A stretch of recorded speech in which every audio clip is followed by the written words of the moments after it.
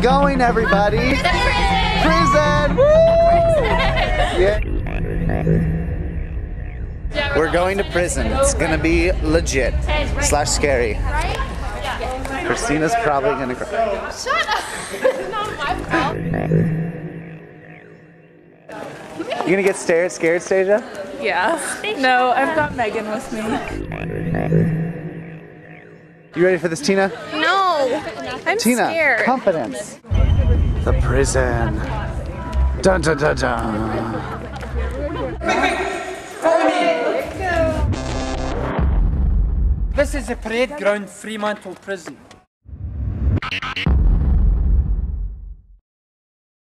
Back in 1978 was on this tower. I was on the tower around the other side. About 2 o'clock in the morning, the senior officer came out. You remember I told you only had torches? Flashed up the code for the night. Sean flashed back to him, gave him the code, and the senior officer walked over to the division. You couldn't move anywhere here unless the tower officer seen you. You'll see all the walls about 2.5 metres up are all white, so as you stand out for the tower officer to have a pot shot if you move. So you never move until they answer. So Shawnee's talked to him, walked back in there and was looking out, making himself a cup of tea on the tower, just about there, and he smelled smoke. Now he didn't smoke, so he thought that was unusual. The hair in the back of his neck went up. He had longer hair than I had. And he turned round and there was an old bloke about my age standing there with a long beard and a dressing gown, smoking a pipe. Sean screamed, threw his rifle away, ran out onto the middle here, and he had to be removed from Fremantle Prison, never come back again. And this was a bloke about 40, real steady sort of bloke. So he was removed. Came back here in 1991 when the prison closed, and we met him, took him out to a building that had been made into a museum, and we're just showing Sean around for old time's sake, and he's seen a photograph on the wall and went into shock again. The photograph that he's seen, that he recognised was a bloke up here, was an 1860s photograph of the doctor who lived in the house just at the back of the gun tower here. And that's a true story. That's the only one I know in this area that's true. So that's the story of that gun tower, and I spent weeks and months avoiding ever going up there because I hate ghosts and ghosty stories, but we'll go on to that as we go. Did everybody understand that bit? Are you going okay? Yeah.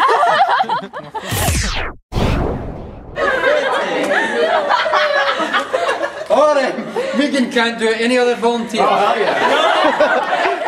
Come on! Not that. I'm all over it. Really bad boy. 10 lasses on the bum.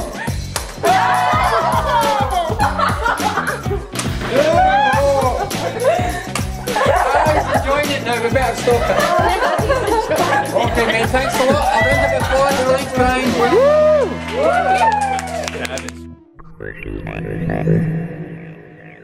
It does get very lonely in here, but that's okay, because I've made myself a friend. I call him the King. He and I discuss philosophical issues, things far too complicated for you to grasp. For example, at the moment, the King is trying to convince me that I'm insane. But I'm trying to convince the King that he's a figment of my imagination. At the moment, he seems to be winning. He is, after all, the most stubborn opponent. Well, on that lively note, I'll be returning to my cell. Do stop on by later, knock at the door. Knock on the door? I said knock on the door. Don't get cell number 7 mixed up with cell number 1. Cell number 1. Cell number 1. Cell number 1 down there. That's the cell they're all dying to get into. You only see that cell once. They wake you up in the morning, give you a shot of brandy to ease your nerve.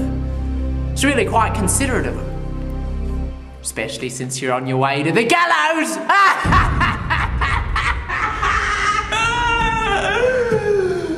The gallows.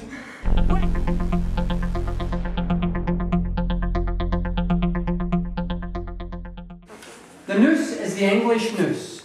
A metal ring with a rope going through it. The metal ring goes against the left-hand side of your jaw, so when you drop, your second and third vertebrae snaps. Then you go to sleep forever. So, how did it all happen? He's waiting. The witnesses are over there. The chief officer and 4 officers have picked you up. Started to walk. 30 seconds later, they get to the bottom of the steps, put the little eyepiece down on the hood, bring you up the steps, and stand you in the middle of the trapdoor, facing that way. The 4 officers are called the 4 corner men. They take 1, 2, 3, 4, stand on a bit of plank each, hold on here, and put the hand up against the prisoner. So you're standing nice and straight. You can't go anywhere. The hangman immediately bends down, puts a set of rope, hobbles on you, pulls your legs tight together, gets the noose, puts it over your neck. You're now dead. You'll hang there for about 15 minutes, then the doctor will check you to see if life's extinct. You've all heard this story about what happens if you don't hang and will they pull you back up and try it again. Your sentence was you'll be hanged by the neck until you're dead. If you've done any martial arts, you'll know you can put a hold on someone and 12, 15 seconds later you'll go to sleep. If you put a neck hold on someone. So even if you're there for 6 weeks and you get really skinny, you're going to hang there until you're dead. Approximately 15 minutes later, the doctor checks you. Yep, life's extinct. A rope goes through that hook, around your waist. Oh, you're lowered down. Put in a stretcher, up the 13 steps, out the front door, and given to your family if they want you. I don't know what your family would want carrying a dead body home. It just doesn't make sense to me. Or buried in a pauper's grave in Fremantle Cemetery. You know what a pauper's grave is? Okay. It's an unmarked grave. The only woman that was hanged here, Martha Rendell, I only get time to tell you a couple of stories. She had 3 stepchildren who were noisy. So she waited until the 3 of them caught diphtheria, and she thought, I know how to fix that. Hydrochloric acid on the back of the throats. Stopped the diphtheria, but killed the 3 kids.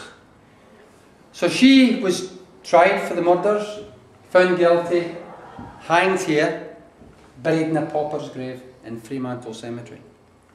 The last man hanged here was 1964.